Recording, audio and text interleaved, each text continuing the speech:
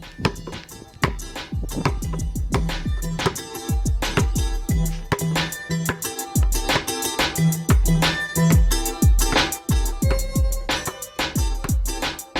Hoop Heads Podcast is brought to you by Head Start Basketball.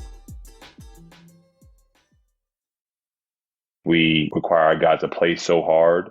Everybody wants to play 40 minutes, but how hard we play, we're like, guys, you can't be that intense for 40 minutes. And I think guys see that. They see how tired they are, and they're willing to sacrifice those minutes because of what we're trying to accomplish, which is winning a Horizon League championship.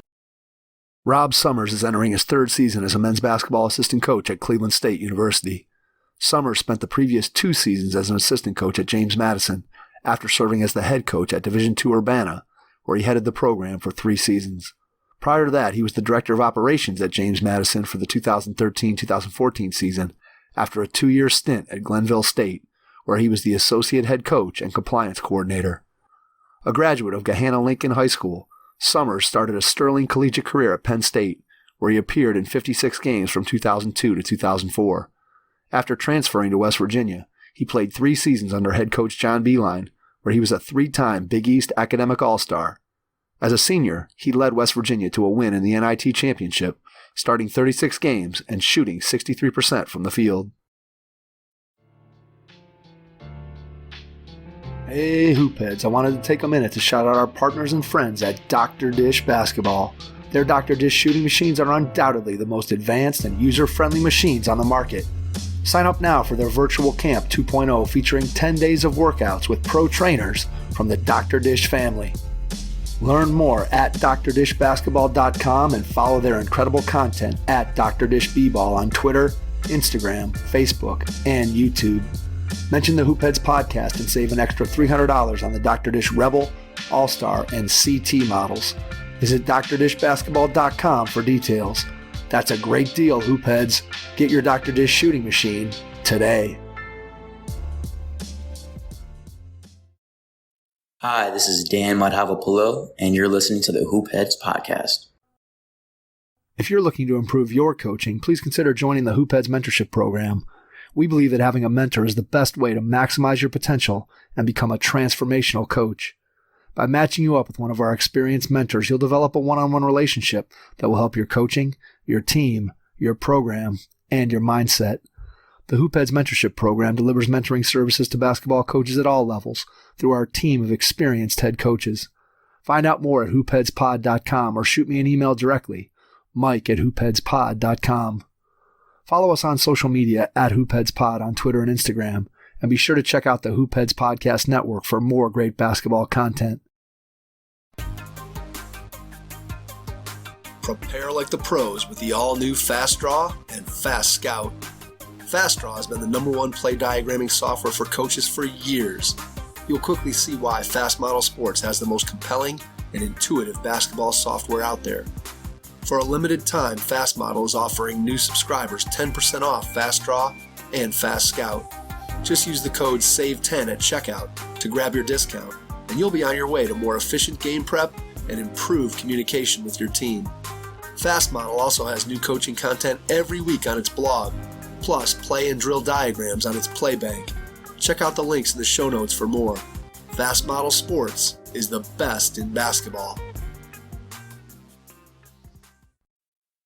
Take some notes as you listen to this episode with Rob Summers, men's basketball assistant coach at Cleveland State University. Hello and welcome to the Hoopheads Podcast. It's Mike Klinzing here without my co-host Jason Sunkel tonight, who unfortunately is feeling a little bit under the weather, but I am pleased to be joined by men's basketball assistant coach at Cleveland State University, Rob Summers. Rob, welcome to the Hoopheads Pod. Hey, Mike. Hey, glad to be here. Excited to talk to you for a while tonight. Absolutely. Looking forward to digging into all the things that you've been able to do in your career in basketball. I want to start by going back in time to when you were a kid. Tell us a little bit about how you got introduced to the game, what some of your first memories are. Well, I actually grew up a baseball player. I loved baseball. My dad was a minor league baseball player. He actually played for the Cincinnati Reds farm team. And so he got me into that at a young age, and grew up on the south side of Chicago, playing baseball about till like 3rd grade, I believe. And then a lot of my classmates were playing the local rec center, and I wasn't very tall. I got hit my growth spurt later on in life, so I wasn't a super tall, 3rd grader. But those guys were just all in the gym, and I kind of just kept, they kept leaving the baseball mat, the baseball diamond, and going to play basketball, and kind of followed them there, and it's kind of a wrap from going forward after that. When you think about growing up and playing multiple sports, as you got into middle school, high school, did you still play some other sports, or at what point did you start to focus in on basketball? It was about my freshman year of high school. I think my dad, he kind of came to me and was like, look, if you want to really get great at something and possibly get a scholarship at the Division I level, you might want to start focusing on one thing specifically. So it was around that time that, I kind of hung up the baseball mid and decided that basketball was going to be kind of my bread and butter and, get a free education. What did that look like for you when you made that decision to go and start to focus in specifically on basketball, in terms of how did you go about getting better? What did your summers look like? Just tell us a little bit about how you went about improving and trying to reach that goal of getting a D1 scholarship. Well, it was at that point, my freshman year, we actually moved from Chicago to Columbus. So was in the process of moving, as well as, deciding to focus strictly on basketball. And so I didn't know much about the AAU scene, and also was moving to a whole different, school district where no one really knew me. I was tall. I was 6'4" as a freshman.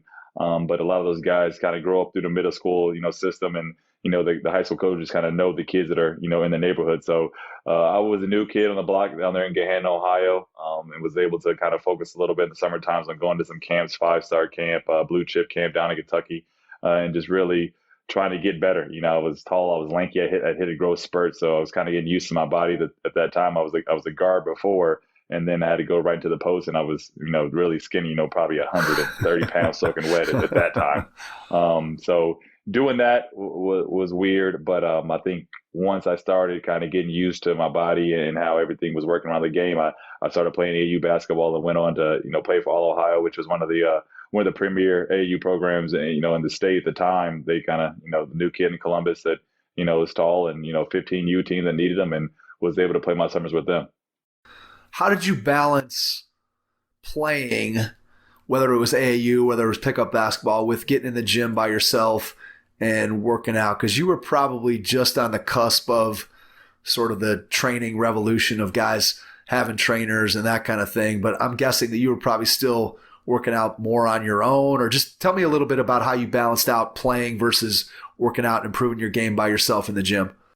I was really focused on the individual, skill development. The AAU was new to me. I didn't know much about it, so I would, talk to my AAU coaches and be like, I got workouts. I wouldn't miss AAU practice to actually get in the gym, by myself. Or at the time I was working out with Ron Lewis's older brother. Ron Lewis played Ohio State, was on our AAU team, but his older brother was doing a lot of skill development down in Columbus at the time, and just helping out a lot of young kids, not to the extent that, you have trainers these days with all the, all the gadgets and all that stuff. It was just pretty much getting to the gym and working on your game. So I was excited just to get better, because I wasn't as skilled as a lot of the guys who've been playing for so long. So just being able to get in the gym with them was important for my development as a player.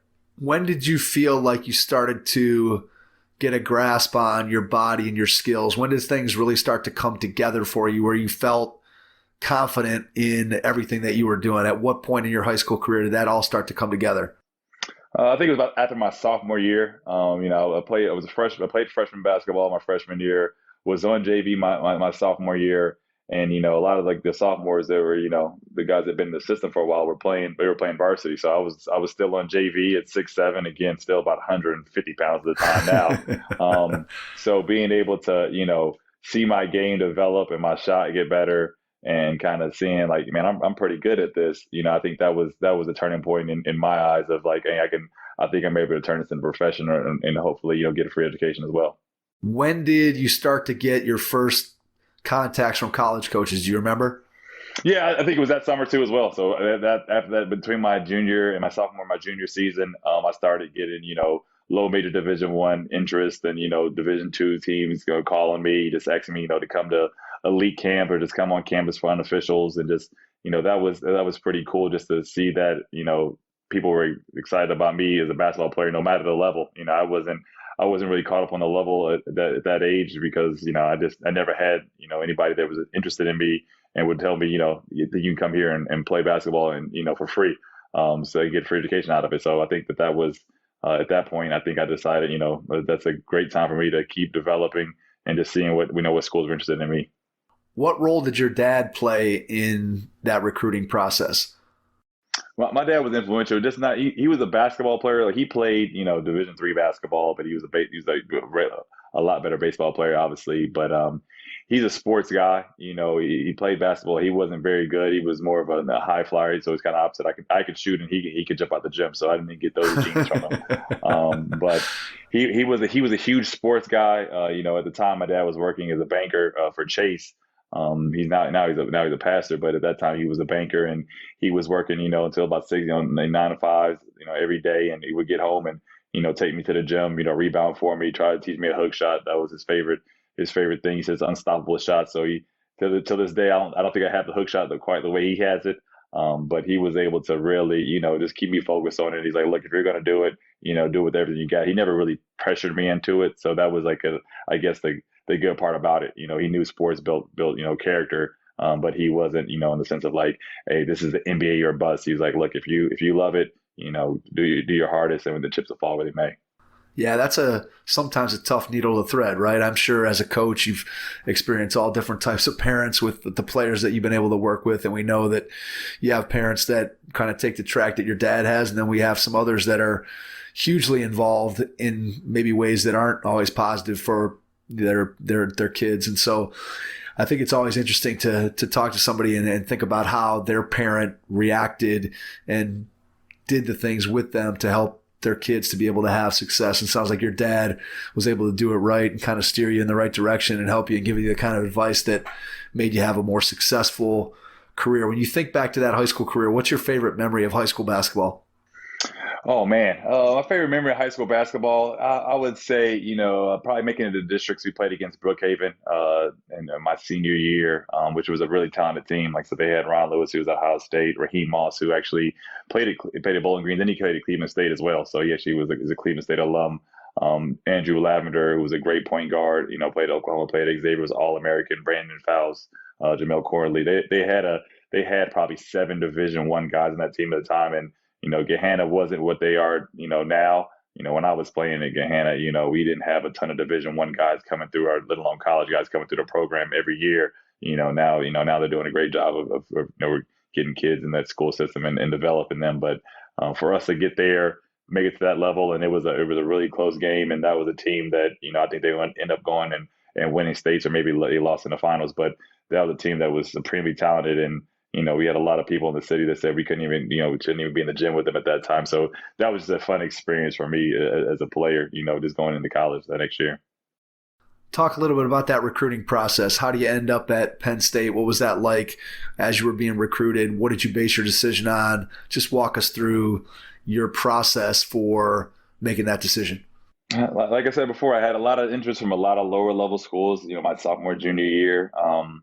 And, a lot of teams that were, telling me a lot of great things, like, you come in and start, you'd come in, and be the man. And, I had higher level teams that were telling me, hey, you're going to come in, you got the red shirt, you're 6'11", but you're 185 pounds.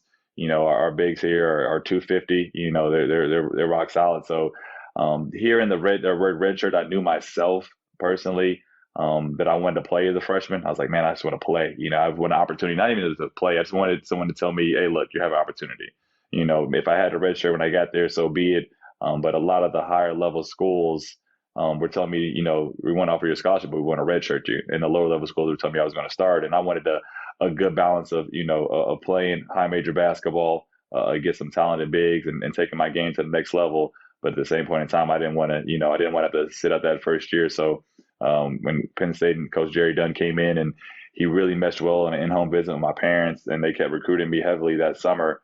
They were at every game. I mean, they didn't miss a game the whole summer. So to see how excited they were about me, it sparked me just being excited about them as well. And that's one big thing that their staff told me, and I carry that to this day as a coach myself, is, look, we want to be excited about you as you are about us. We don't want it to be one way or the other. We don't want you being so excited, and we're kind of like, we'll take you, and because I was a North Carolina fan. I mean, I'm a Michael Jordan. I mean, all right, so you and me are Rob are on the same page, man, because I was a Carolina guy growing up, and I didn't get to the level that you ended up being able to play at. But I had these, and I was a little bit before you. So when I was coming through, like, I had no idea what recruiting was all about. My high school coach had never had anybody that was kind of on my level. My parents really didn't have any idea. I didn't have any idea. There was no internet to really do research. So I still thought, even going into my senior year, I'm like, I'm just still waiting around for North Carolina to call me, for Ohio State to call me. And obviously those calls never came. But yeah, I could definitely relate to, thinking, hey, if Carolina would have called me, I'd have been there in a second. Let's put it that way. No, definitely. I told my dad that, I said, I'm going to go to North Carolina. He said, how many times have they called you? I was like, well, I got a couple letters. He's like, how many times have they talked to those guys? Like, none. He's like, well, you're not going to North Carolina. What are you talking about? That's funny. It's good stuff, though. It's amazing as a kid. And I don't know if it happens as frequently anymore, but certainly you go back in time, and I think there was a lot less understanding of the levels that kids could play, because there just wasn't the information that's available now. Now you obviously, if you're a kid, you can get on social media, or you're a coach. I mean, it's just, there's so much more information out there. People can educate themselves so much better about the process and kind of know where they're at. And then there's people that can help them, whether it's parents or AAU coaches or high school coaches, that are much more informed than they were back, 30 some odd years ago when I was going through this process. So it's definitely, in that respect, it's taken a turn for the better. Just people, I think, are more informed about what the whole process is all about. No, definitely. They definitely are. All right. So what's the adjustment like for you when you get to Penn State? Obviously, you're a tall, skinny guy. You go in there. What's it like stepping out on the floor with the college guys for the first time? Oh, it was intense. I mean, I graduated on my birthday, which was June 6th, graduated June 6th, and I actually left to go to campus June 7th for summer school. And, coming from being, a good player in the high school realm, and, every freshman comes in, expecting one thing, like, all right, I'm going to go in and be able to, do my thing. And that first day on campus, just being in the weight room alone, I didn't lift any weights. I was just, I was tall. I was good at basketball, and I thought that was it. So, I kind of stayed away from the weight room. And that first day in the weight room, it was a whirlwind. It was a whirlwind, the loud music, guys yelling at you, weights hitting the ground. It was a shock to me personally, but that summer was great for me. I was able to put on about 25 pounds. I was able to go against a lot of upperclassmen that summer, just in open gyms and workouts, and it was good to get there early and before fall started and the guys got and students got on campus.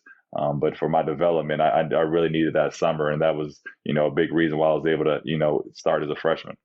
Do you use those experiences and share them with the players that you recruit and the players that you brought in and worked with over the years as a college coach?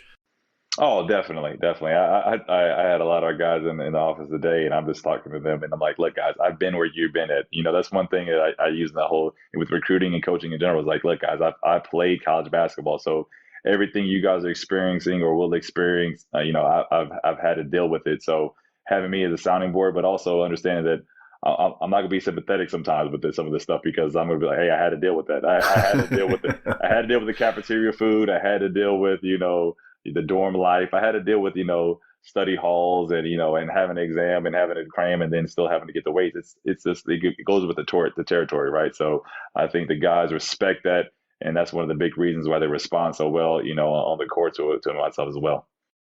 So when you get to school, what are you thinking in terms of career goals at that point when you first get to school? I wanted to major in marine biology. My first goal was I want to major in marine biology. I'm telling my academic advisor I want to be a marine biologist after I get done playing basketball. And they were like, well, we don't have any body of water near us, so we don't have that as a major.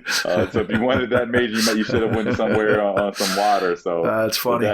That was different. But and then I actually was like, I want to make the NBA like everyone, like everyone who's a basketball player. They, that's the ultimate goal, is to make it to the NBA. But I also knew that the ball was going to stop bouncing sometime. I knew I wasn't going to just play basketball my entire life. So definitely, looked into, actually my first year, I looked into being either a sports agent or actually went to pre-med for a semester. But, the freshman, you don't hit any of those classes. You might get a lab. You get a lot of electives and you get a lab. And I think I had a lab and I was like, man, I got this lab. And like, how many more labs I want to have? And they were like, yeah, a lot of these labs will be at night, so you're going to leave practice. And I was like, well, let's talk about something different. So actually went into labor industrial relations, wanted to be a sports agent, because I was like, what, I want to be around the game of basketball. Coaching wasn't, what I was like, some guys are like, man, I'm going to coach, I'm going to play, then I'm going to coach. And that wasn't me. I wanted to be around the game, but I didn't really think about the coaching aspect till later on.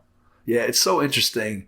The number of people that we've talked to on the podcast, they either fall into one of those two camps. They're either somebody who, when they were 8 years old, they were drawing up plays on a napkin while they were sitting there eating breakfast, and they knew they were going to be a coach even though they were still a player. And then guys like yourself who you're focused on being a player. You maybe know you want to be involved in the game, but coaching really isn't getting on your radar at that point because you're still thinking of yourself as a player. So tell us a little bit about the decision to leave Penn State and transfer to West Virginia. What prompted the transfer, and then what do you feel like you got out of it? Why did it work out so well for you? Well, I came in at Penn State under Coach Jerry Dunn, and after my freshman year, he was let go. So we had a good freshman class. We had 3 freshmen that were starting at our first year, and that's back when the Big Ten was, the Big Ten's really good now. But, that's when it first started getting really, really good with those Illinois teams with D. Brown and Luther Head and Deron Williams and, Devin Harris was at Wisconsin. So you had so many, really talented guys that went on to have NBA careers that were in the Big Ten at the time. So we were excited to be a young group of guys coming through the Big Ten. And once Coach Dunn got let go, a couple of guys were like, I came here for him, and they ended up transferring after their first semester, our sophomore year. So, I stayed there my second season with Coach DeChellis through the end of the year, and was starting and, was playing and, was happy. But at the same point in time, when you see a new staff, sometimes you look at it as if, they didn't recruit me, I don't know, this is the place I need to be at. And I kind of expressed those feelings to them. So decided to transfer. And once I transferred, Coach Dunn, actually, who recruited me to Penn State, was an assistant at West Virginia. And he knew my style. He knew I was they could like to stretch the floor. There was more of a skill guy, high IQ, can pass it, wasn't, that running, jumping, just dunking, all that type of stuff. I use my skill set to my advantage. He was like, look, I'm at West Virginia here. We got a good program. We're trying to build it up. We're just coming off a first round NIT loss. But I think we got some good things, and I think you would fit in well with Coach Beilein. So went down there for a visit, and just fell in love with Morgantown. Fell in love with the with the staff. Coach Beilein was awesome. The team was down there. The guys were great. On the visit, and it just really felt like home for me when I went for that visit. What was it like that year you had to sit out? Because I know when I was at Kent, we had a guy or two that transferred in that had to sit out, and those are tough years for guys when you're practicing, you're having to go through everything that everybody else has to go through and all the challenges that you talked about earlier, and then you don't get to play come game time, which obviously is the reward. It's the carrot at the end of the stick. So what was that year like for you after you transferred, just going through and practicing, knowing that you weren't going to ever get to play in a game that season? It was tough. I knew myself, and that's kind of why I didn't want to redshirt as a freshman, is because I knew if I didn't have that carrot in the stick, I could see myself being lazy as a player. So that redshirt season, I was trying my best to, push those starters, but at the same point in time, I was, a little down about not getting that opportunity to play. The great thing about it is that we were really good that year. So that was the year, that was the first year of, where, Kevin Pisnagel, goes off and he becomes a household name. So we become that team that, I think we lost in the Big East finals that year to maybe Syracuse, but we became like, kind of a Cinderella story of sorts, and we went to the Elite Eight.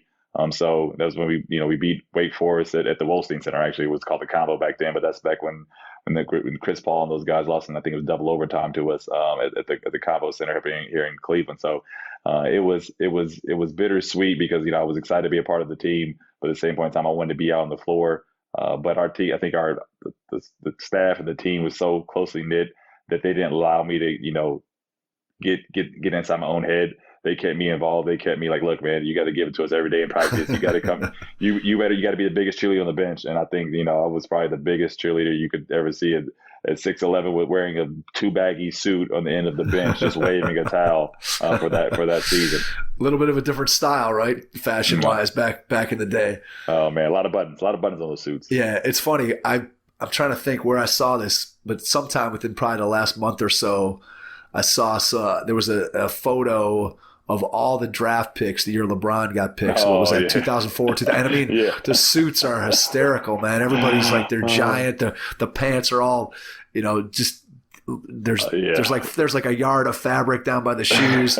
It's amazing how the styles how styles change. It's crazy. I had a coach once recently that said, it used to be that you'd have, the 5'8" kid would ask you for the extra large shorts, and now it's the 6'8" kid asking you for the, the extra small jersey. Everybody wants the small tight stuff. It's crazy how things kind of go full circle. I remember when I went to Kent my first year, we had shorts that they had belts on them, Rob, my first year.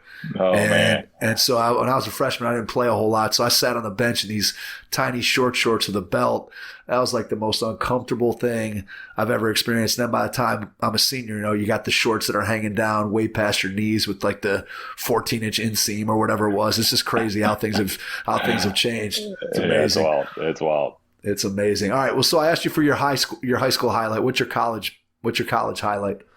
Oh man, probably senior year. Senior year, I think we weren't slated to be very good. I think our junior year we went to the Sweet 16 and we lost to LaMarcus Aldridge in Texas on a buzzer beater. So that was tough, and we lost a lot of those seniors. With Pisnoggle, Mike Gansey, Joe Herbert, J.D. Collins. They were a team that the guys had been there for 4 years, and they had turned Western into a household name. So going to my senior year, we were kind of in a rebuilding stage, most would think. We brought in a lot of freshmen with Deshaun Butler, Joe Mazzulla, and to be able to win an NIT championship, we felt slighted by not making that tournament, that tournament team. We actually, to this day, we have a group chat called the 65th place 2007 NCAA team.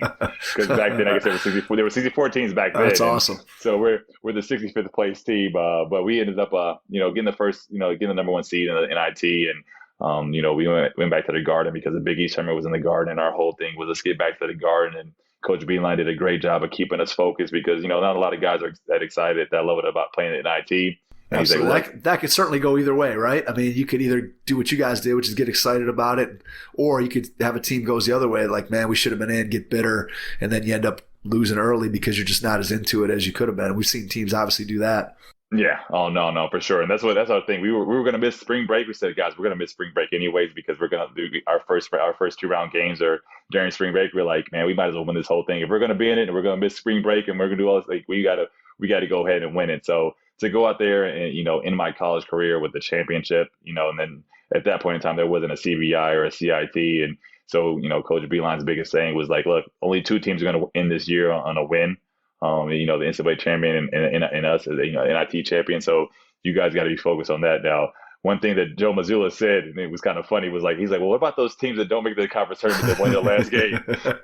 He kind of moans in the breath. And to this day, we talk about that all the time. He's like, well, there's a couple of teams that end on a win because they didn't make their conference tournament, but they won their last game. But it was just great to cut down on that.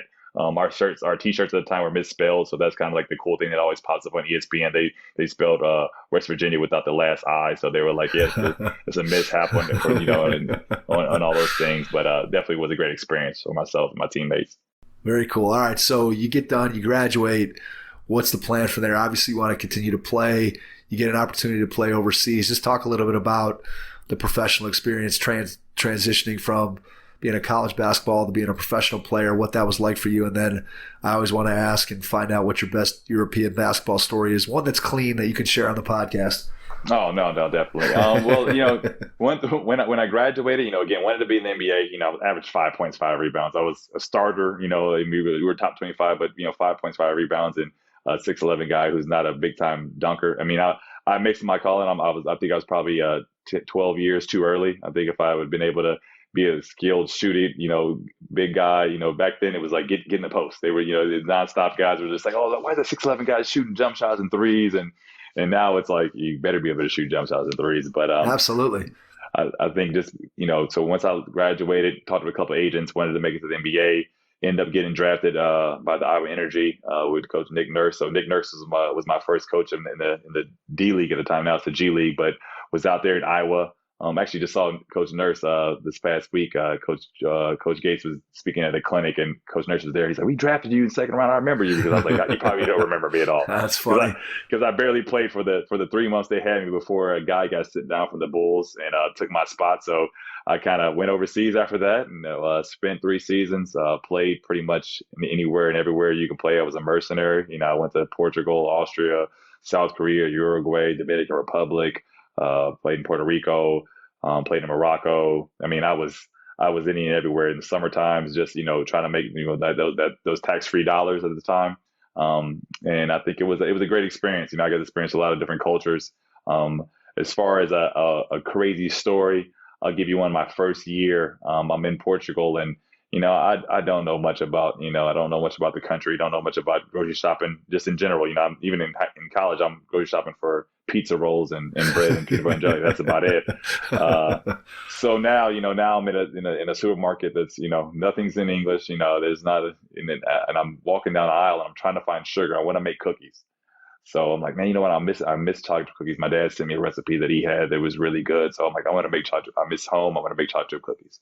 So I'm walking down the aisle and there's all these just bags of just like, flour, I mean, what I'm thinking is flour, what I'm thinking is sugar, what I'm thinking is, baked. I'm kind of like guessing, like I kind of put two and two together, like Arm& Hammer, or it's bacon, like they have baking soda, like it's baking soda. I can tell Arm& Hammer, okay, cool. Like flour, I can see the symbol of a flour on that. I can do all these things. And then I get to what I think is sugar and I buy this bag of just, what I think is sugar, pay my money, go home, make these cookies.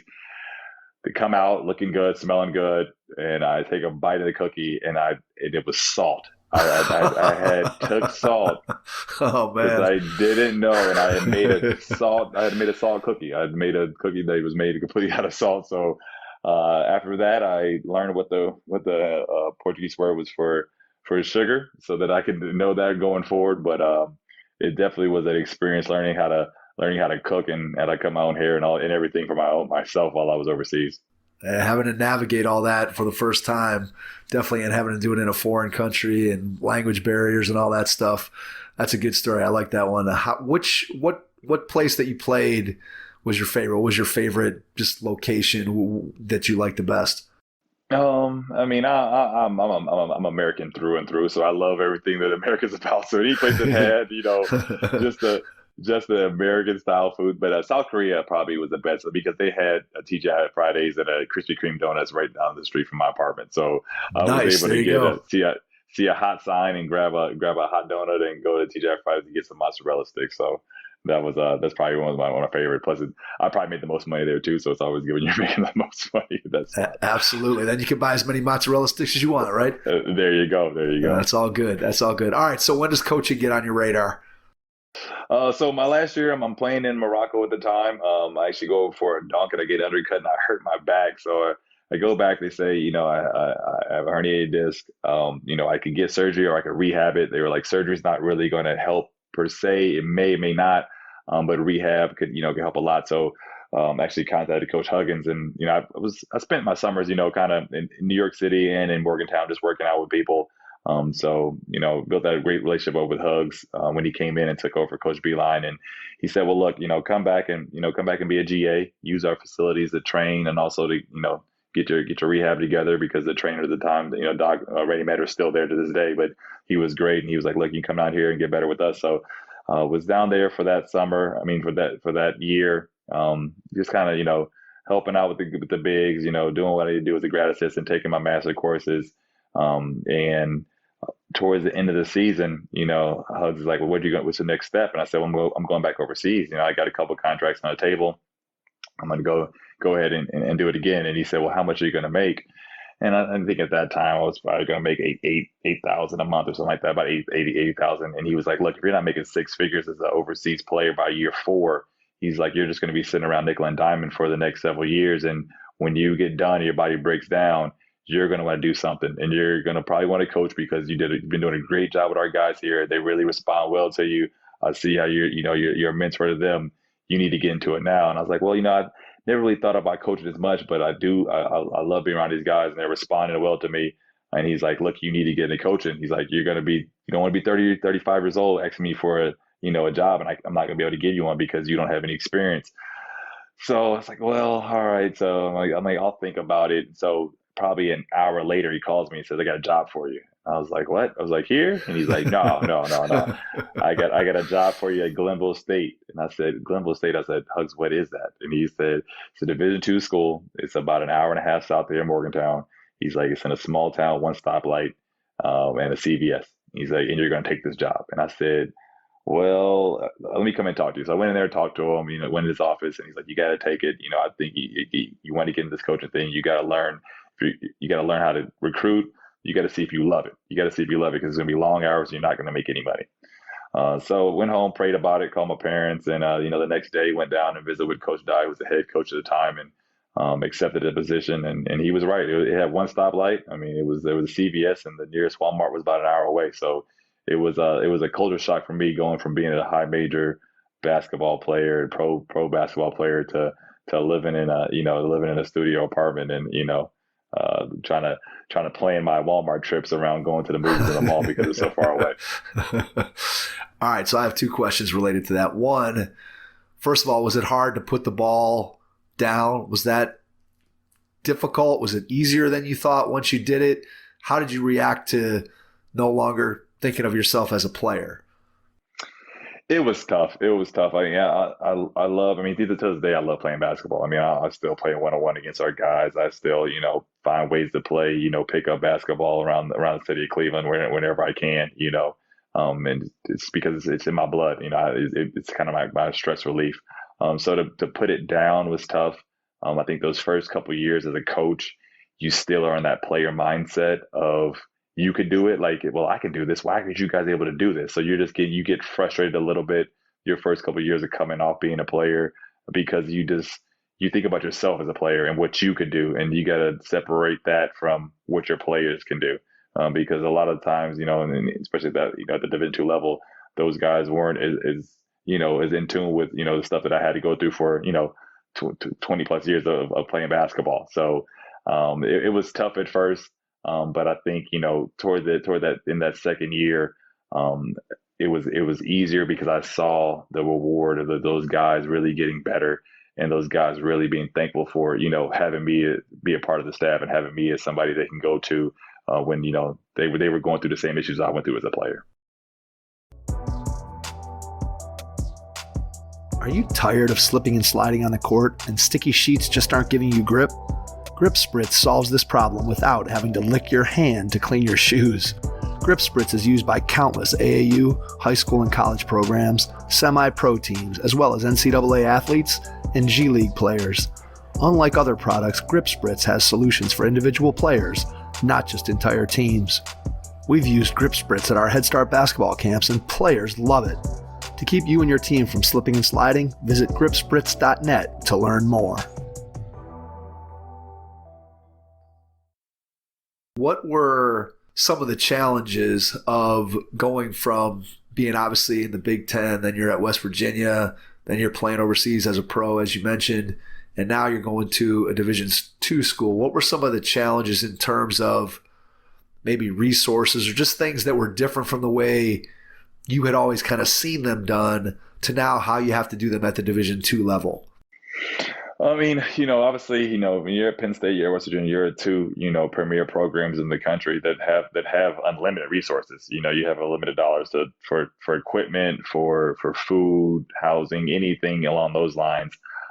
Training staff, there's multiple trainers there, multiple cold tubs, multiple people that are just taking care of your body for you. So you can just walk into the training room and you got guys attaching, stems to your legs and putting ice here, heating packs there. It's a I don't want to say a pampered lifestyle because you're going through the ringer, but it's a lot of people there that are helping you take care of your body. And then leaving from there to go overseas was difficult because, you're making money and you're a pro, but a lot of these guys don't understand when they get to that pro level is you're doing a lot of stuff on your own. I had to learn to tape my own ankles. I had to learn to tape my own ankles as a player because our trainer was a part-time guy who worked at a cafe, and he would come in and help, but it wasn't to the level that you have at the Big East, Big Ten, back then, high major type basketball. And then going to Division II as a coach and seeing, and I credit that to my success as a coach to now because I saw kind of everything that goes in behind the scenes. I was sweeping the floor, I was washing jerseys. I'm ordering the food, I'm ordering the pizzas in the Subway for after the game. I'm driving a van.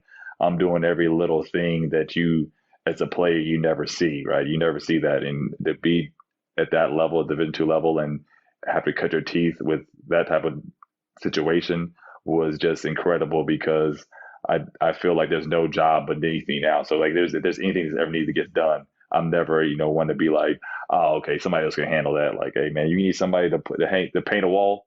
I'll go out there and paint a wall. That's I already did it, right? I did it. Yes, exactly. All right. So obviously that's one of the things that I hear a lot from guys that start out at lower levels that, clearly the staff is smaller. So you end up getting this baptism by fire of seeing the opportunities to do all the different things that you just talked about. You get to touch every single aspect of the program. So in that first 2-year stint at Glenville, what did you really love about coaching? What were some of the parts that you were like, man, this is really, I can see myself doing this for the rest of my career because I love this aspect of coaching? What jumped out at you? Just the thankfulness of the players, especially the guys that you recruit. I mean, I remember my first recruit, Jamel Morris. He came in and, wasn't highly recruited. Actually played in my high school, but, I think he had maybe one Division II offer. There was maybe a half a scholarship. So he came in and, worked out for our staff, and we ended up offering him a scholarship. And he was an all freshman guy, and now he's playing pro ball. He's just got married. He's got a daughter. I mean, got a daughter now. He's got a son now. And it was just cool during his freshman season for him to just to come in my office and just constantly be, wanting to watch film, asking me for advice, saying, Coach, I'm struggling with this. Like, what do you think about that? And to see in his eyes just how in tune he was with what I was saying, and when the advice I was giving him, when he was acting on it, and to see success happen for him, and for him to just be thankful about that situation was just incredible. I think it's just super rewarding when you have a kid who says, Coach, you affected my life in ways that you don't understand. Like, and that's why I got into it. It's always great to win and all those good things, but when someone can say, hey, like, you really helped me out with this situation, I think that was the most rewarding part for me, and still is to this day.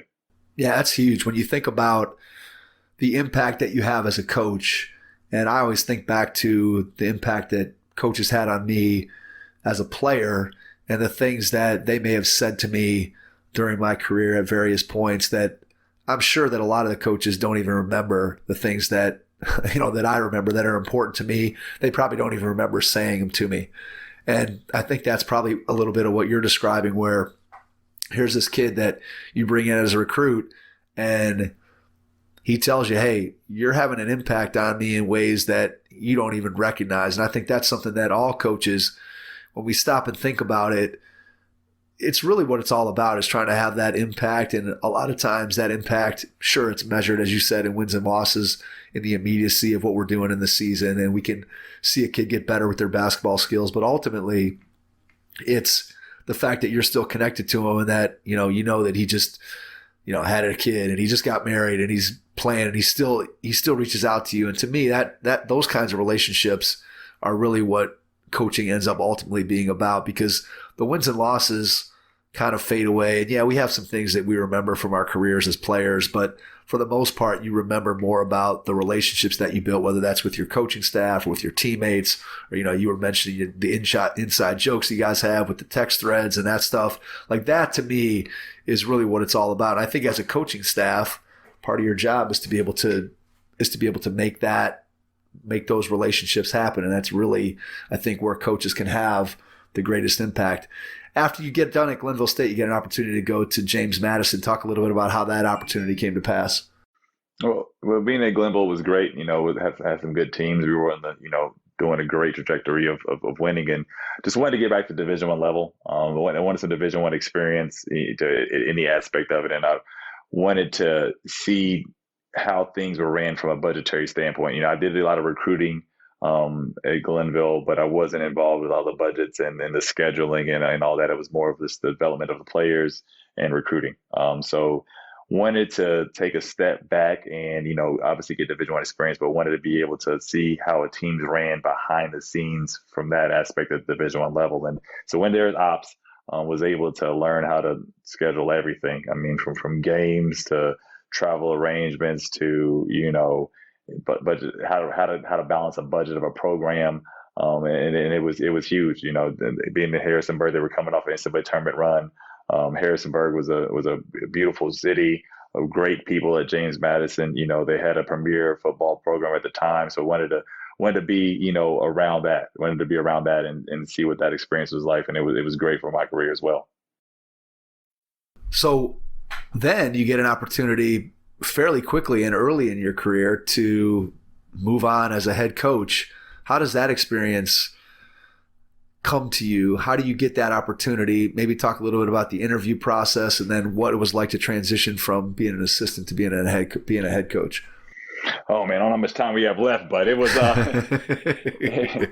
yeah, it happened pretty quickly. Being a director of operations, I enjoyed my experience, but I wanted to get back on the court. Obviously you don't have any on-court responsibility as an ops person. So definitely want to get back on the court. So I was looking at some Division I assistant positions, and being from Columbus, knew about Urbana, knew that they had just went Division II. Knew that they weren't very good. So, I knew my first head coaching position was going to be with a team that wasn't very good. I wasn't going to, just walk into, a premier program in the country. So they had actually lost every game of the season before. So I think they were 0-30, 0-29. They were about 5 games from the country's longest ever losing streak. So they let that staff go and was able to, get an interview just because I think it just the people this business is a lot about networking. My AD when I was at Glenville, Janet Beilein, knew the AD at Urbana. So I contacted Coach Beilein and I asked her could she reach out to their Urbana AD and see did they have anybody in mind. And he said was open. He was willing to sit down and talk with me. So gave him a call. Kind of gave him my backstory, just being from Central Ohio. Knowing the area, recruited the area pretty heavily at the Division II level already. I had Division II experience, but also, I've been a Division I player. So I wanted to run my program as close to the Division I program as possible. And I was young and energetic. I was 29 years old going into being a head coach. So I was just excited. I was willing to, I wanted to put the hours in. I wanted to make the program something special. So, Doug at the time, the AD, he was like, look, come on campus, went on campus, had on campus interview with their board, sat down, had my presentation, went around, talked with the president, sat down with them. And, they were having some financial problems at the time. So they were in the process of actually getting purchased by Franklin University out of Columbus. So they were kind of changing over a little bit of administration, but they were like, look, we want you to be the guy, we got to run it by, our new administration, but we think this will be, a great fit for us because we want to have, a young, energetic head coach who's excited about being here, who sees something special in it. And, I think it was awesome. It was an awesome experience. We took our lumps that first year and we were able to we didn't break the record. So that was good. I made sure that I was like, man, we got to make sure we win these first 5 games. We actually won my second game as a head coach. I'm actually staring at the basketball right now. So it was a pretty cool experience to get my first win as a head coach. And I think my first time out I called, we were playing at IUP, University of Pennsylvania. And I called a timeout probably, 2 minutes of the game. They had made a run and I called a timeout and it was an unreal feeling to go in there and call a timeout. You see all these things as an assistant, you like what you would do different. And I actually had to call my head coach after the game, like, look, I apologize for everything I've ever said to you about you do things this way because it is a tough position to be in as a head coach. It's definitely, a great position. But I think that a lot of assistants don't understand how tough it is to have, every single call rely upon yourself. Who did you lean on that first year? Like, who did you call when things got tough? Oh, I mean, I probably blew Hugs and Beilein's phone up every day. I mean, I was calling those two nonstop. I mean, we were trying to run a lot of Coach Beilein's offense. So I was just calling and picking his brain about a lot of stuff that we ran when I was in school. But also just asking him about, just off the court issues that you have with your players and how you handle those things. Because, you always say you're going to do things one way and you got to, but you got to understand, you got to have what you're going to, exactly what you're putting in place for anything, whether it's an issue with a kid missing a class or anything, or being late for the bus. So just having him and Hugs as a sounding board, Hugs was great for me because, he was like, look, you're a head coach now. They can never take that away from you. But you got to understand that, the buck stops with you. There's going to be nobody to blame for any of these losses. So you're going to be the guy that's going to experience that. And you don't really understand it until you get in that position as a head coach. you kind of just look at it. But the players get the credit for the win, is rightfully so, and as a head coach, you're going to get the blame for the losses. But it goes with the territory. So those guys definitely were great sounding boards for me, though.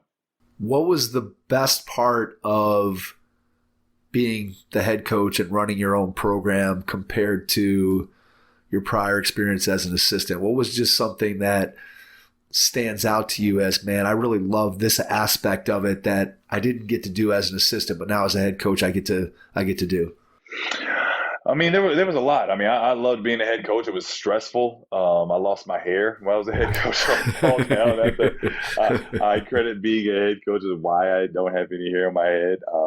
But being able to implement your offense, being able to, to sign the kids you want to sign, there's no convincing you're not convincing anybody of anything. You convince yourself. That's about it. So you're able to make those decisions, as stressful as they may be, to be able to, I want to run this offensively. This is what we're going to run.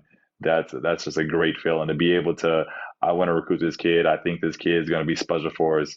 I mean, it was a phenomenal experience, like I said, and it's just something that you always want to have happen, and for it to happen so quickly for me, and to be at a place where there was pressure, because there's always pressure as the head coach, but also at the Division II level, you don't have as many eyes on you. So I was able to learn. I was able to learn a lot about how to delegate tasks.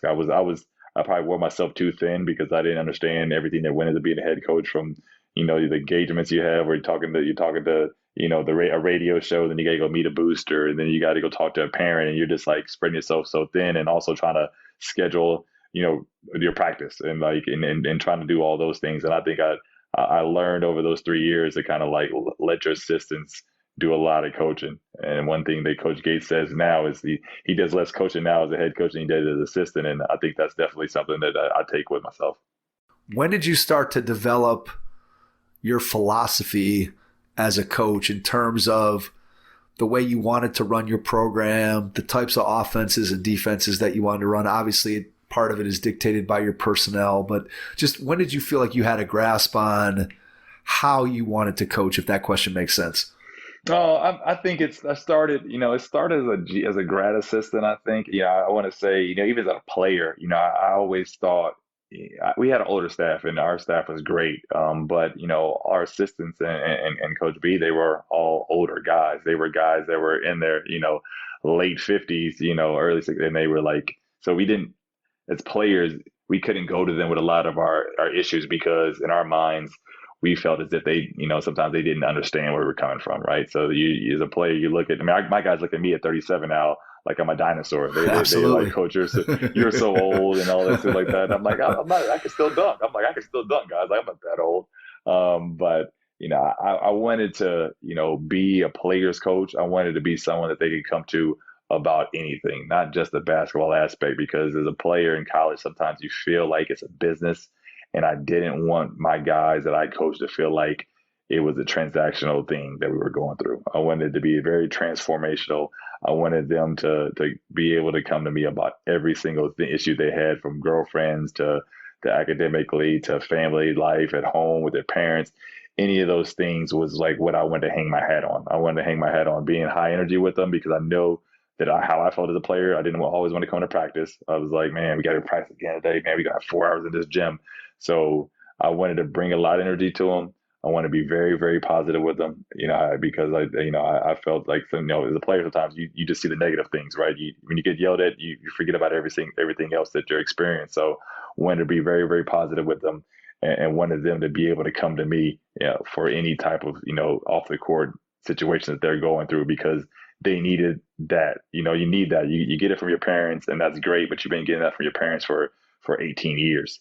You want to see somebody who looks like you, sounds like you, been through those situations, and then you can listen a little bit better. So that was my biggest way of developing my philosophy. I just would just sit there and jot down notes of what I wanted my program to look like. I still have that little black book to this day, and I kind of scroll back through it, and it's got everything from how I want my program to be to how I want my family life to be. And I wasn't even thinking about marriage at the time, but one of the things on the first page was always make time for your wife and kids. Just because I saw some coaches, you see coaches and you see guys who are like, they're always, just in the office until, and you get those late nights in the office, don't get me wrong, but you almost look at and they're like, man, you actually have like a 4-year-old son. Like you can't be here till 10 a.m., 10 p.m.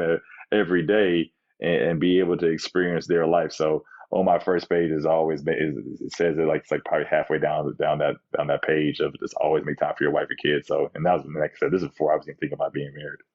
As you know, Rob, that's one of the huge challenges out there in the coaching profession. I don't care what level it is.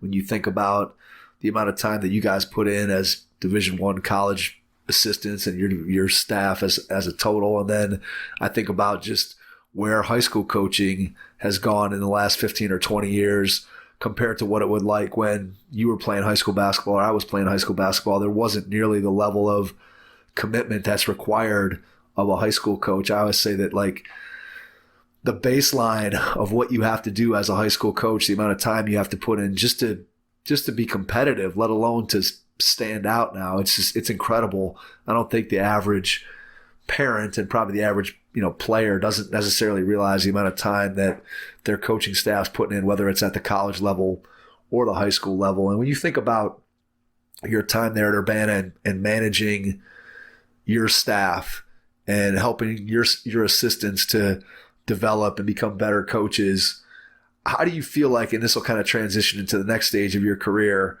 when you start thinking about, you start out as an assistant, you become a head coach, then you're back to being an assistant as you move up to the Division I level at James Madison. How do you feel like though that career arc of going assistant, head coach, back to assistant, how did it make you better as an assistant coach? And how do you think it'll make you better when you get your next head coaching opportunity, whenever that comes? That's a great question. I mean, it definitely helped me out a ton. This simple fact of I knew what I needed from my assistant. I had a great staff with me at Urbana. One of my assistants, Mike Hunter, is the head coach at Lakeland Community College up here in Cleveland now. So I great guys working for me. They did a great job, and I knew what I needed from them, and they did a good job of kind of giving that to me. So when I was able to go back to being an assistant, I would always kind of talk to the other assistants on the staff because, as assistant and you've never been in that seat as a head coach, you will always be like, oh, why is he not doing this? Why is he saying this, that? And I'm like, dude, there's a lot of things you guys got to understand are going through his mind right now. You guys are just sitting back like, well, we just do it this way.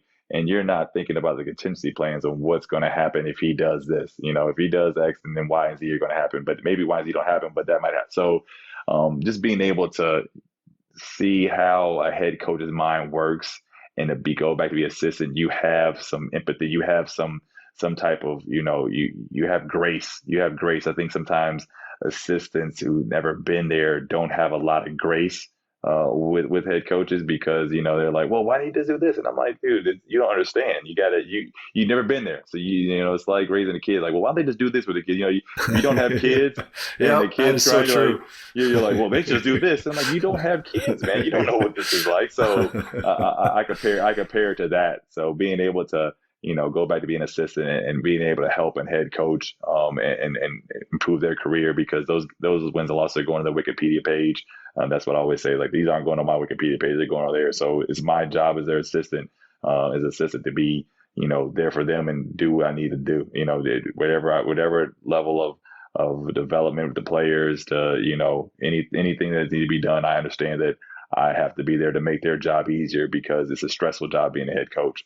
And I think just for my next level, whenever I'm blessed to get another head coaching job at whatever level there is. It's even helped me even further because now being an assistant again, I know what I can require of my assistants, but also what I can trust them with and being more trustworthy in my staff and not being able to, as a young head coach, you want to be like mine. I want to run things this way and I'm going to do it this way and I'm going to do it and I'm going to take care of this and I'm going to do this. And I think as a head coach in the future, I'm going to allow my assistants to be more of the focal point in running things and running practices and, take a little bit of a hands-off approach and, interject when I need to interject, but not feeling as if my voice is the voice that needs to be heard at all times, because guys can kind of tune you out at a certain point in time, right? You can be a head coach just talking nonstop during practice, and now everything you say doesn't really matter, as opposed to a head coach who allows assistants to coach, allows, that development to happen. And when they chime in and they speak and they're talking, it's like, all right, this is some serious stuff we need to be listening to. So I think that definitely will help me when that time comes. And that's really hard to do. I mean, it is really hard to take a step back and give something away to somebody else, in this case, your staff. But you think about just even in a business, you're trying to run something and there's things that you want to keep for yourself that you don't want to give away because you just feel like I can do it better. But we talked to so many coaches that have said, I really wasn't successful until I was able to learn how to delegate and be able to trust my staff, to be able to give them things that they were good at, that they were experts in. And then I didn't have to worry about that because I trusted them and I knew they were going to do a great job. And then I could focus over here where my energy was really needed. And I think that's something that it's really difficult to be able to do that. I think it takes a lot of time. It takes a lot of self-reflection. And as you said, it takes a lot of trust in your staff. Tell us a little bit about how you end up with Cleveland State back here in Ohio. Just give me the story of how you get to Cleveland State after you have a couple seasons as an assistant at James Madison. Well, after James Madison, I was actually sitting in the summertime at NCAA Academy out in Phoenix, and I heard about the Cleveland State staff getting fired, and I was like, man, like that's kind of crazy. They get fired this late in the summer. Like no one's changing jobs this late. Like it's in July. School starts up in a couple weeks. So the rumblings happen with the coaches on the road. Every coach is sitting sideline, watching recruits, and they're like, man, who's going to take that Cleveland State job, man? That's a crazy job, man. They only got like 2 players, all the guys in the portal. You see Twitter, they had like I want to say, man, it's like 11 names pop up on Twitter like in a row. Boom, this kid's in a portal, this kid's portal, this kid's a portal. And I'm sitting there with every other coach in there going, man, like, yeah, man, who's gonna take that job? And lo and behold, an hour later, I get a phone call from one of my good friends, Darius Nichols, who was my point guard at West Virginia. And he was like, hey, Dennis Gates is going to call you. He's going to offer you a job, I think. And I was like, where at? And he was like, Cleveland State. I said, hold on, what? So I said, all right, man, I'll listen. So Coach Gates actually called me. I was out in Phoenix at the time. We spoke for about 35, 40 minutes. I went up into the, concourse at the arena. I was watching a game at, and, he was just, I got the job here. I know you're from the state of Ohio. I know you're good at what you do, offensively with your post development, recruiting wise. I think you have a chance to be a future head coach at the Division I level. I definitely wanted to bring you in here, bring you on staff. So I said, well, coach, let me call you back. I'm recruiting. I'm finishing this day up. I got to watch a couple more kids. So I'll call you back tonight. So FaceTimed him that night for about 3 hours. And he just kind of gave me, everything that he wanted his program to be about. He talked about, his 3 C's of, I want to be champions in the classroom, court, and the community. He talked about, his philosophy on flat duet, friendship, love, accountability, trust, discipline, unselfishness, enthusiasm, and toughness. He talked about all these things, and it just resonated with me. He resonated with, he was like, I want to be able to, have my players come to my office every day. I want to be able to give my players hugs or headlocks. Sometimes they're going to need a hug from you. Sometimes they need to put in a headlock. He's like, I want a staff that's like that, and I want a staff that I think can be future head coaches. So I actually called my wife after that and was like, baby, I'm ready to commit. And she said, commit to what? You're not committing. You might take a job offer, but you don't commit. Your playing days are over with. But that's how I felt just from sitting down and talking with Coach Gates. Just the genuine, tone of his voice, and just knowing, I knew his brother Armand. Actually grew up. And I know that earlier story I told you about those guys that when I was in 3rd grade, following those guys at the Park District and seeing those guys play. Armand was one of those guys. So, I didn't know Coach Gates because he was actually going to school in the city at the time. So he didn't stay out of the south suburbs. He was actually going to school near his grandmother's house. But I knew Armand, and I would always get Coach Gates and his brother confused on the road recruiting wise because they look so similar. But just being able to connect with Coach and hear his story and what he envisioned for his program. And I just thought, I said, Coach, how good are we going to be? I was like, we got 2 players. We're going to have a team. I'm nervous. I'm nervous about it. I'm with you, Coach, but I'm with you. And he said, look, if you trust me, I trust you. Let's get this thing going. And it's been a special experience for myself. It's quite a story. I mean, it's interesting always how jobs come across somebody's desk. And, here you are, you're sitting at a basketball event, you're doing some recruiting, and all of a sudden a call comes in and boom, you're changing jobs. You're telling your wife, hey, we're going to go and do something different. And all of a sudden here you are back in Ohio, back in Cleveland. And as I told you before we talked on the podcast, I go back with Cleveland State basketball a long way because my dad was a professor at Cleveland State. I think he started maybe in, 1975, 76. Now he's been retired for some 20 odd years, but I grew up going to games in Woodling Gym, going to games in Old Public Hall where there was like 200 people at Public Hall, and you'd come out, and that was back in the day when downtown Cleveland had no permanent residents. I come out and I always felt like it was like a nuclear winter. There was like tumbleweeds rolling down the street. So when I came out of those games, and but watching Frank Edwards and Lee Reed and Darren Tillis and Mike Sweeney and that whole group, and then of course you had the '86 team with Mouse and Clinton Ramsey and Clinton Smith and Kenny Robertson and that whole group. And I got an opportunity at some point to play some pickup basketball down in the gym, and so I spent a lot of time with Cleveland State basketball, and I always try to keep an eye on what's going on. It's always been a program that Kevin Mackey got it to that point, and then obviously had some difficulty, and since then it's kind of risen up at times, and then kind of gone back down. It seems like Coach Gates and your staff have it going in the right direction. What are some of the things that, when you look at Cleveland State basketball, where you guys are right now, what's going really well for you as you look at getting this program where you guys want it to be? What are some of the positives that you see at Cleveland State right now in this moment? I think the people administration that we have right now with President Sands and Scott Garrett, our AD, they are very, very invested in in making this a premier program. Not only from on campus for our normal students, but also for our student athletes. So they are, they're attacking this thing full go with the resources and this excitement behind it. I think that's one thing that you need at a school, a mid-major school, is an administration that's excited about athletics, that's excited about the staff they brought in, that are invested in developing the campus in general. And I think that they've done a great job here at Cleveland State. Not even in the past 10 years, 20 years, the past 10 years. I came on a visit here unofficially as a sophomore, and when Raleigh Massimino was a coach, and I remember they had a Holiday Inn. Yeah, that was the dorm. Absolutely, that was the only dorm. That was the only dorm. That was crazy. Yeah, so I remember coming my visit, and they would show me the Holiday Inn, and I was like, "Oh, this is the dorm." Like, yeah, they took a Holiday Inn and renovated it. And I'm like, "Oh, that's interesting," So it was weird for me as I'm a sophomore, and I'm like just going around visiting schools, and that was one place they showed me. So to see what they've done, they knock that down. They build Euclid Commons, so you can have on-campus apartments now, and then they continue to do those things. The ideas and the things that the resources they're putting into the school in general, not only athletics, but the school in general, is just amazing.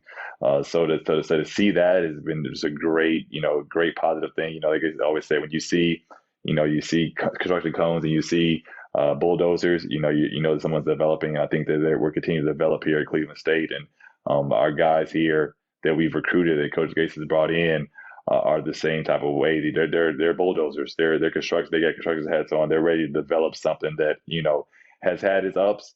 It's had its downs as of recently, but obviously you've seen it. Cleveland State can be a special place, and you can win. But now it's all about maintaining that winning. I think you're going to get the fans, and you're going to get people excited about the program. You just have to continue to maintain that and sustain that going forward, and keeping people in the greater Cleveland area excited about Cleveland State and the state of Ohio, getting them excited about Cleveland State. I mean, I've been to airports and in Dallas or Denver, and I've heard people, oh, Cleveland State, man, I watch you guys. Like, so it's just cool to see, a school that's, not a high major school that has a following of people, because they see just how hard our guys play. And that's been our bread and butter. So obviously the key to continue to build the program is being able to recruit and get good players on campus and bring them into your program. So when you're out on the road recruiting, this is a question I always like to ask coaches who are out doing that type of thing, when you look at a player, how do you balance out watching them play AAU basketball versus watching them play high school basketball? Obviously, there's a certain level of talent and athleticism that you want a player to have, but what are some of the things that you're looking for, and maybe what do you look for specifically with them in a high school setting versus what you might look for them in an AAU setting? I think it's all the same and one and the same with those things. Obviously with their high school, they're more the focal points. A lot of the guys that we're recruiting, they're the man, right? They're the best player in their high school team. And when they go to play, AAU, they're playing these shoe circuits. So, they're playing EYBL basketball. So, maybe they're the fourth option, so just seeing them and how they react to not being the focal point is a huge thing we look for. We recruit a lot about the character and the toughness of a kid. So we try to see the things that aren't going to be kind of put in that box score, right? We want to see those guys that are trying to die for loose balls. We see those guys that are high-fiving their teammates after, even after they mess up, teammate just picking their teammate's head up. Those guys that go to the bench and aren't complaining and aren't, sitting in the bench while everybody else is in the huddle. Those things, and that's the reason we've been successful, is because we have guys like that on our team, guys that are willing to sacrifice, guys that, understand that it's bigger than them. And because there's a lot of talented basketball players, right? There's a ton of talented, guys across the country. But talent doesn't always win you games, right? It sometimes, you can have a talented kid who's just so bad for your culture that, you see it anywhere. You see it a million times where people say, well, how did they win? How did they win with those guys? They had, X amount of 5 stars. It's because you got to notice those little things that kind of go into the game that most don't notice. Yeah, that intangible piece of a player, I think, is so critical. And I think, you go back in time, and I think it was always important to coaches, but I think there was a bigger willingness to overlook some of those character issues. And I think now we have so many coaches describe themselves as a coach that looks for those character pieces, because you want to look, you're going to spend a lot of time as a college coach with those players that you're recruiting, and you want to spend some time with guys that you like and that are going to have a positive impact on the team environment. And as you said, if you have one or two, it doesn't take very many guys, as you know, to ruin the whole culture. And so you want to make sure that you bring the right guys into the program and continue to build that character, continue to build that continuity, continue to build that camaraderie with your team once they're on campus. What are some things that you guys do to make sure that you balance out the competitiveness? Because obviously you want kids competing hard for playing time, for minutes, for starting positions. And yet at the same time, you want to build up that family atmosphere, that camaraderie between teammates. So how do you guys balance that out? What do you talk about when you're talking about that as a staff of, hey, we got to get our guys competitive, and yet we still want them to compete for each other? How do you balance those two things out? I mean, that's exactly what we're going through this year. Obviously we have a very talented team with older guys, and we're going to be extremely deep. And, a lot of times with guys are worried about themselves, and coach does a great job, and our staff does a great job of allowing them to step outside themselves and be unselfish. I mean, that's one thing that we've been talking about, is like, man, we're a very unselfish team. So any sign of selfishness, we kind of we have a thing called hot calls, where we just call it out, like, man, that's selfish. Like, and we'll sit down and we'll stop practice and we'll talk about it, because it's like, sometimes you see it as a coach and you kind of like, that's just him being him. And I think we require our guys to play so hard that a lot of the times they can't, guys understand they can't play that hard for, 40 minutes. Everybody wants to play 40 minutes, but it's how hard we play. We're like, guys, you can't be that intense for 40 minutes. Like, and I think guys see that. They see how tired they are, and they're willing to sacrifice those minutes because of, what we're trying to accomplish, which is winning a Horizon League championship. So being able to remain competitive, but also having those team building, type moments where we're always together and always talking about stuff. The guys are so in tune with each other and our staff, and they see it from our staff. I think it starts with us as a staff. You look at a staff that's connected with, myself, Drew Joyce, Ryan Charball, Chase Goldstein. We are guys that when they come in, we're always in each other's offices. We're always talking. We're always joking. We always, have our kids playing with it around each other, our wives, talking to each other. So you see it from us, and they just can't help but to feel as if, they don't want to let their teammates down, us as coaches, and they're willing to sacrifice a lot of those things, even when that selfishness kind of creeps its ugly head into the situation. What's the biggest challenge that when you think about building the type of program that you guys want to build there at Cleveland State, what's the biggest challenge that you guys face in order to get there?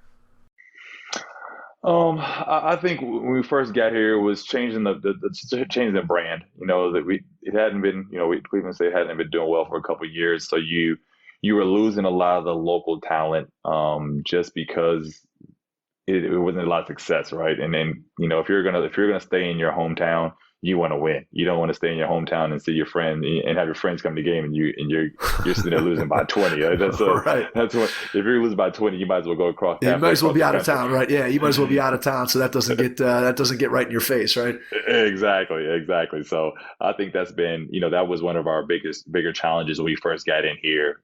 Is just reestablishing those recruiting connections with the city of Cleveland and the high school coaches and the high school coaches and AU coaches around here have been wonderful. Obviously, myself and Coach Joyce being from the state, we know a lot of these guys already.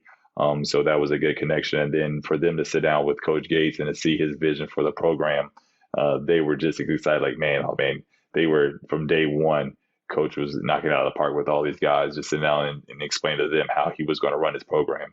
And so getting those guys, making sure these local kids that they can play at this level. Obviously we're going to lose some local kids. There's going to be some local kids that are, 5-star kids that are high major guys, but you never know, in this day and age, a lot of these kids, might want to go away and next thing you know, stuff's not going great with where they're at, and they're looking to, come back home. And for us, a talent pool that's around the city of Cleveland, it's just going to be important for us to continue to maintain the relationships up and see where that goes. Yeah, I think that local flavor is really important. I think it's really critical for mid-major schools that if you have, especially Cleveland State, when you think about being in a metro area, it's not a rural campus. It's not a place that's surrounded by small towns. You're talking about a big major metropolis that has really good basketball all around it and multiple Division I players that are obviously coming out of the Cleveland area every year. And so to be able to, as you said, make those inroads, build those relationships with high school coaches. You guys are Ohio guys that have those kinds of connections.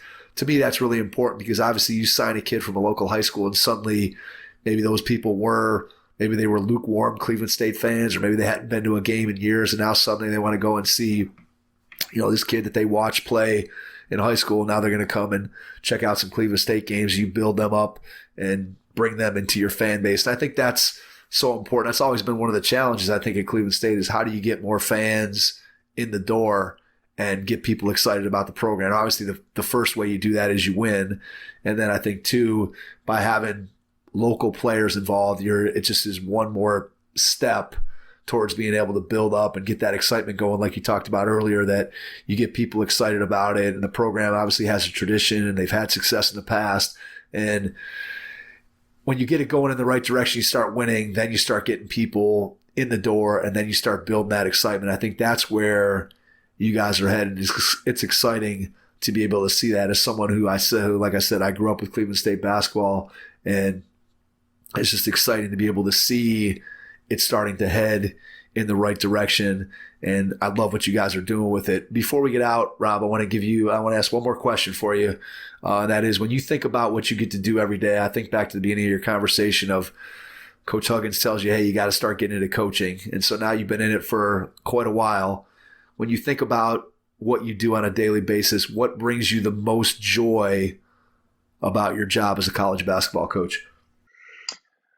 Man, it's a lot. I mean, I'm extremely blessed to be a college basketball coach. I like sometimes I'm on the way to work. I'm like, man, it's just awesome. It's just like how many people get to coach a game that they love at this level and have a career out of it. So God is just like wonderful for allowing me to do this, and so I thank Him every day for that. And just the people that I'm around, and just being able to associate myself with, future leaders and future husbands and fathers, and like knowing that I'm having some type of positive influence on their life is just super rewarding. Like we said it before. The wins and losses. The wins are great. Championships are great. The Rise League championship last year was a wonderful experience. But one thing I told our staff afterwards, man, I was like, man, you know what I'm excited about? Who I'm excited for? I was like, man, this is kind of cool that we won it. And I didn't expect to feel that way. I expected to feel like this just a complete euphoria of like, oh my God, we did it.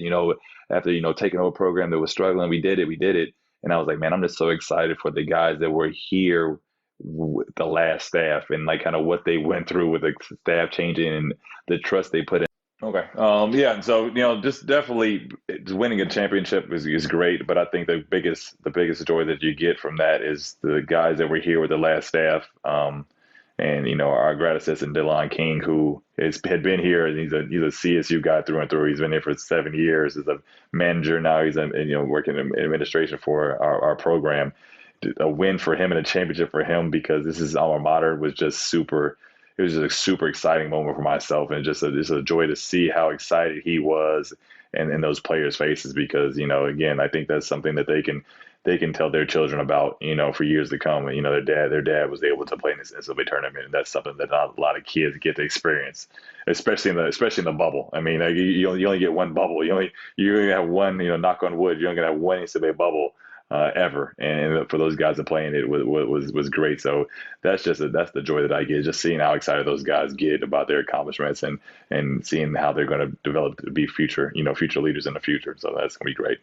Absolutely. I think those relationships, like we've talked about throughout the entire pod, that's really what it's all about. And the wins and losses are nice. The championships are nice. It all obviously feels good when those things happen. But ultimately, I think those relationships and being able to see the success that the young men that you're getting an opportunity to coach, that's really what it's all about. Before we wrap up, Rob, I want to give you a chance to share how people can find out more about your program at Cleveland State. How can they reach out to you after listening? If they got a question, they just want to find out more about you and what you're doing. And then after you do that, I'll jump back in and wrap things up. Well, if you want to contact me, you can shoot me an email. My email is r.c.summers75@csuohio.edu. I'm really good about getting back on emails, and I look forward to talk with anybody. Whether it's about young coaches that are in this profession, that want to give you a climate letter, or people that have questions about our program, or anything about our schedule or anything like that. I mean, obviously you follow me on Twitter, and I'm at Rob Summers 33. That's a Twitter or Instagram. So most of my Instagram is pictures of my kids. So if you follow me outside of basketball season, it's all of my kids. So you can see my kids, but during basketball season, I have a lot of basketball content on there.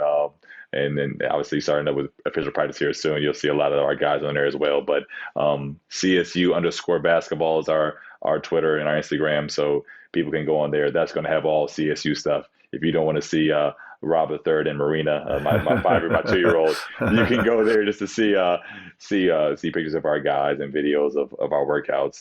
But again, my emails would be great. My email is a great way to get in contact with me. Like I said, I respond pretty quickly to those. For anybody, any local coaches or anybody that's wants to come watch practice, I've had several people hit us up. You got to wear a mask indoors on CSU campus, but we definitely encourage people to come watch us and pick our brains a little bit, because we're all trying to learn from one another. So I go to high school practices all the time, and I'm constantly looking at drills and be like, hey, I like that. I might have to take that and use that for my own. So definitely look forward to talking to people about that stuff.